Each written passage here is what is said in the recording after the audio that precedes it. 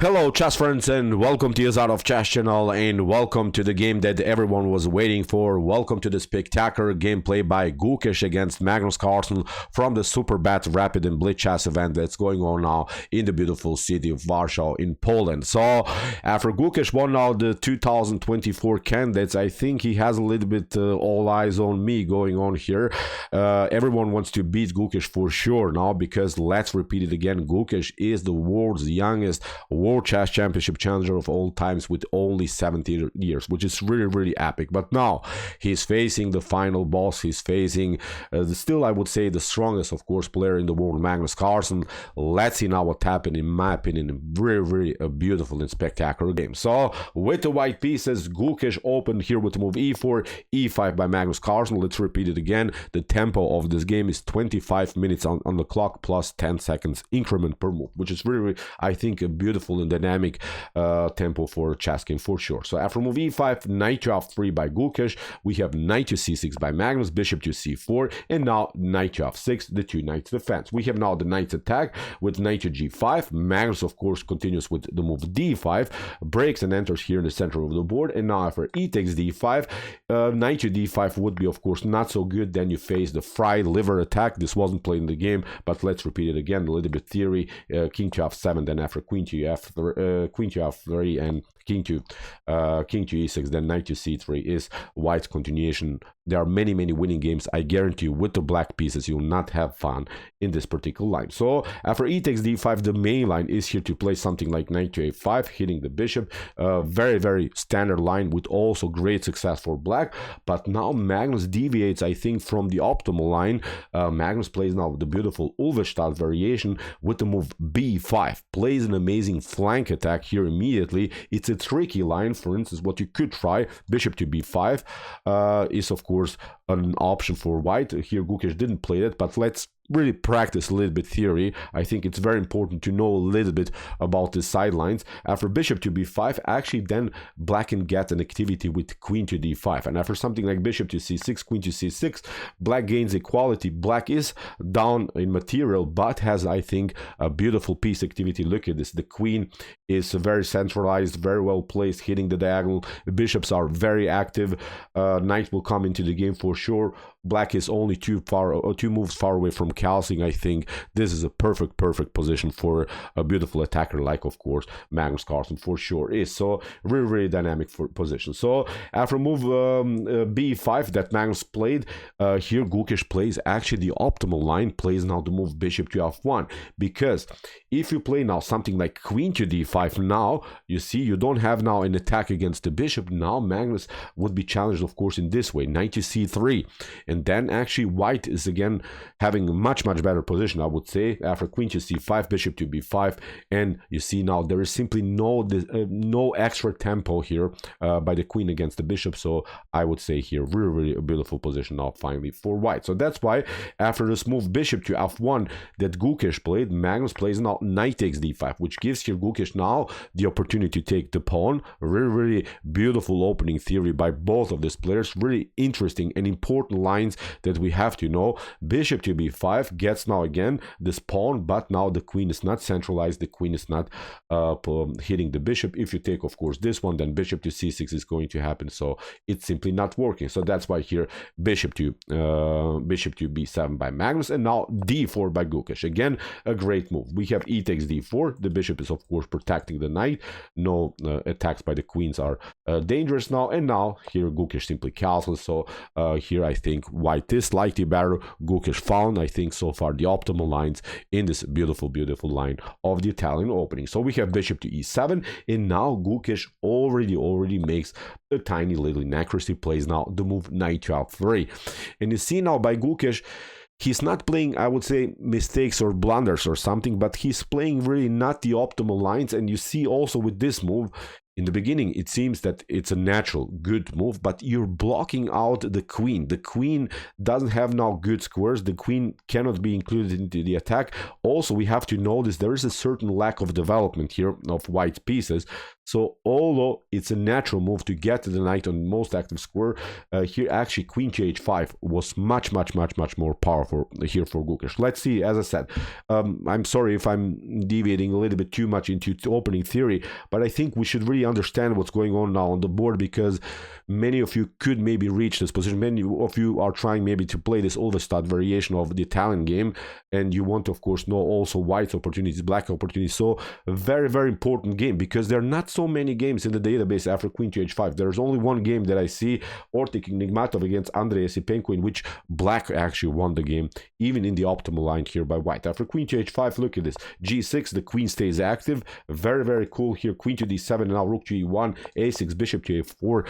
Look at this. White is, I think, much better here. White has this extra pawn, but keeps at least a certain piece activity. The knight very active, queen is already there, bishop has a good activity, maybe somewhere, I don't know, we should try to search for a good opportunity for the knight, but at least many pieces are already in good shape. But after move knight to f3 that Gukesh played, it's blocking out the queen, and you see now the lack of development right here for Gukesh. Magnus simply continues, of course, with kingside castling, and again Gukesh doesn't play the optimal line. He plays bishop takes c6 because he wanted to take now the pawn on d4, but actually you can take the pawn even with the knight. Why are you giving up your light square bishop? Your light square bishop is a very powerful piece. Look at this. After something like knight to e5, we play rook to e1. You're trying maybe c5 here by black. Then we play knight to f5. And look at this. Again, white is keeping a certain good piece activity here. Knight is on f5, bishop is hitting the g5 square, hitting this diagonal, and the good part is that you're keeping the light square bishop on the board. In some attacking chances maybe by black, you can also retreat to f1, keep your activity on the queen side, but also protect your g2 square. So this would be, I think, the optimal way here to proceed for white. But after move Carlsen, Gukesh gave up the bishop. It's very crucial to say that this is not the optimal continuation here for white, because of a bishop to c6. Okay, you can get the pawn, but you could have taken the pawn also without giving up your light square bishop. So that's why here Magnus retreats, bishop to b7, and again, not the optimal way again by Gukesh. I'm not saying these are mistakes really that will cost him the game, but with this tiny little inaccuracies in a row, I think Gukesh gave here Magnus Carlsen the opportunity to be really aggressive here, and now Magnus shows really his great attacking skill. So better choice again, instead of this move knight to d2, was to play actively. With the move knight to d2, you're blocking out again your dark square bishop. As I said, knight to f5. Look at this. Black continues with bishop to c5. Now you can play knight to d2, getting also the knight on e4. Look at this. We take the bishop. So it's a different story. The pieces are dancing. Still, I would say also black has good chances with this amazing light square bishop, but knight to f5 should have been here really the move for Gukesh. But as I said, knight to d2, Magnus is saying now, I had it enough, I will activate now all of my pieces. After rook to e8, c3, you see the knight is a little bit loose, and now Magnus goes for the attack. Magnus says, you played simply too many inaccuracies, now it's my turn to attack the position. Magnus, you see, has placed his pieces on the almost optimal squares all over the board, and when the pieces are on the optimal squares, then probably the best next move is a pawn move, and Magnus of course hits immediately here the knight on d4 with the move c5, and here Magnus has, I think, the initiative in the game. Here black is taking over. So c5, great move. Knight to f5, Magnus retreats, keeps of course his bishop pair on the board. That's his main strength. He has lost a pawn, but he has really a powerful amazing activity. Knight to f3, look at this, queen to f6, comes out with the tempo. The queen is very well placed, the knight centralized, rook is taking over on the e-file. Beautiful position here. Black is really better in this position. Knight to g3, and now Magnus, I think, makes a tiny little inaccuracy. Again, not something that should cost him the game, even not an inaccuracy that brings white back into the game, but here Magnus had a beautiful opportunity to play knight to b6, and I'm not sure how White would have continued here. Look at this. Knight to b6, a brilliant idea. This would have been by Magnus. Magnus didn't play it, but look at this. Knight to b6, bishop is hitting the knight on f3, queen is hitting the knight on f3. This knight on b6 will come to c4, the optimal square for the knight, because in some lines, if you play b3, then this one is hanging. So many positional problems here for White also to somehow develop the pieces. So very strange position here for White. You're up a pawn, but you cannot do so much in the position. So after knight to g3, as I said, knight to b6 would have been Magnus Carlsen's optimal move, but he played a slightly passive move, a necessary move, h6. Here, Gukesh continues with queen to c2, rook from a to d8. We have now rook to d1. Gukesh is, of course, competing now on the d file, and now finally this idea. Knight to b6.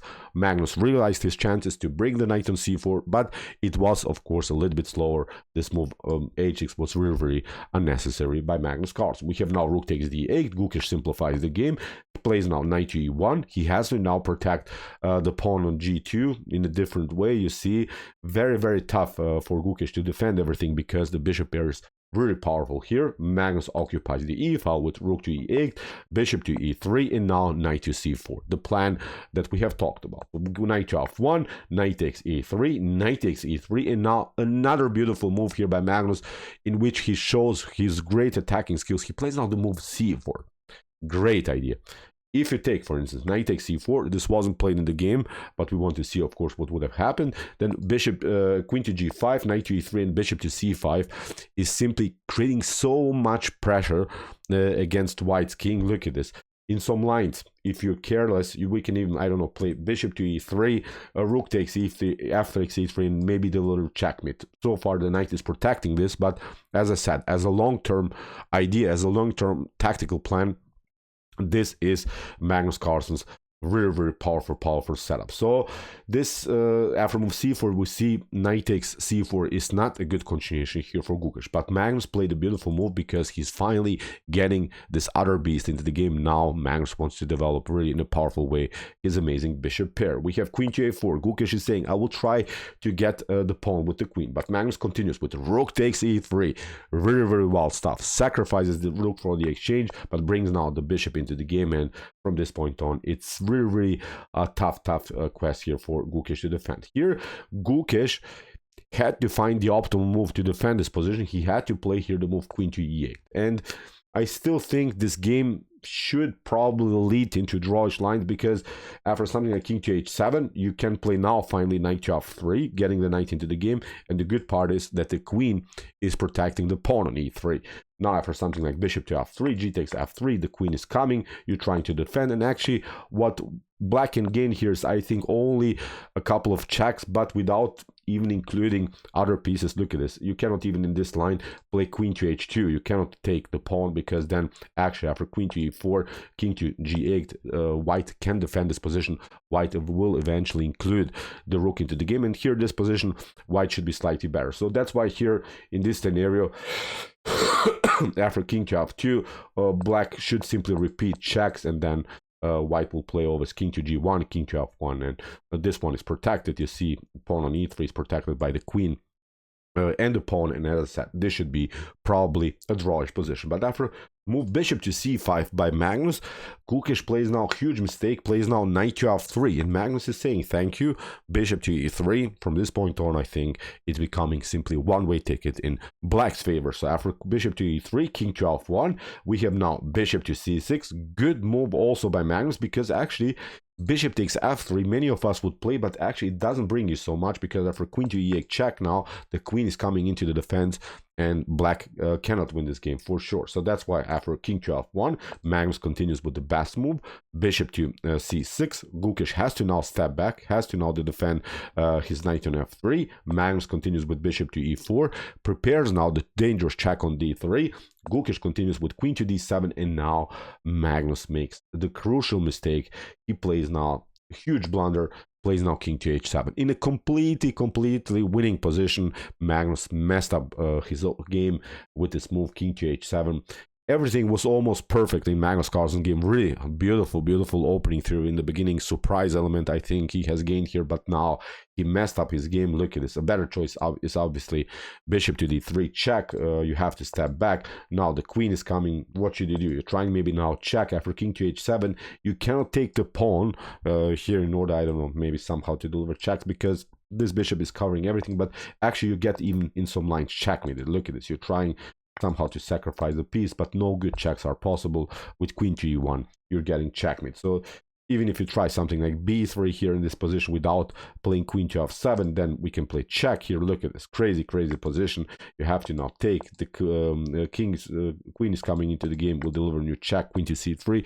So it's of course a little bit complicated to see everything in faster time formats, but obviously after queen to a1 here, again, black should be much better. But as I said, I think this normal idea, bishop to d3, you have to play. You don't have to see everything, but bishop to d3, I think we can agree this was a must move for Magnus Carlsen. Why didn't he deliver a check? I'm really not sure. So he played king to h7, allowed here Gukesh now to get finally the king back into the game. The king is now at least somehow participating in the game. We have bishop to b6 by Magnus, and now rook to e1. Gukesh brings now rook into the game. Good move here. We have now queen to g6 and now king to d1. Gukesh allows here Magnus to take the pawn, but now he can take the bishop. Here Magnus of course takes the piece also on f3, but now Gukesh can cover, and here Magnus Carlsen down the exchange, but finds here of course the optimal sequence. Actually it's a drawish line after bishop to e3, b3, now new check. You have to cover. If you of course step back, you lose the rook. So here after rook to e1, queen to f3, rook to e2 and queen to f1, and rook to e1, both players agree to a draw, because after queen to f3 you could maybe try to escape from this attacks by the queen, but again you get this check, and again you have to get the king back to d1 in order to protect the rook. So it's not working for both sides. So it's of course a thematic draw. So amazing game, amazing exchange sacrifice by Magnus Carlsen. I think Magnus outplayed here Gukesh in the opening stage, surprised him with his b5, with his Ulvestad variation. In the beginning Gukesh found the optimal lines, but then made this 3, 4, 5 tiny little inaccuracies, which gave Magnus Carlsen the opportunity to take over, and a beast like Magnus finds of course the best squares for the pieces, the most aggressive lines. Great game, I would say, because it has a beautiful theoretical value, because this line is not so bad. This move b5 in the beginning is not so bad, believe me or not. I've seen many great players cracking on this position. I've seen it also in my level of chess, that black is destroying white many times if white, you see, doesn't react correctly. So it could be a surprise element in the Italian opening. So you can check it out, try it out sometimes. In my opinion, really amazing game here by both of these legends of the sport, I would say, because I think with this candidate 2024, in my heart, Gukesh is already a chess legend for sure. So okay, I hope that you enjoyed this game. I really enjoyed it a lot. Interesting ideas of the Italian opening. After the first 2 days, Magnus Carlsen and Veji are now in the lead with 4 points. Ramesh Babu Praggnanandhaa, Nodibek Abdusattorov, and who is there on the third Shevchenko is also on the third place. So it will be a tough tournament, of course, for everyone. But so far, Magnus Carlsen and VG have great chances to win the whole thing. We'll see also the Blitz section. So it's very beautiful, dynamic tournaments for us to follow for sure. So okay, if you want to see some other great games here on my YouTube chess channel, check out our Come Chess games. And if you want to see more aggressive, even sharper games, check out our Come Chess games played by computers. Here's also the link of the playlist. And if you like this content, hit the subscribe button. See you soon with some more videos. And what do we say in the end? Chess is the best, of course.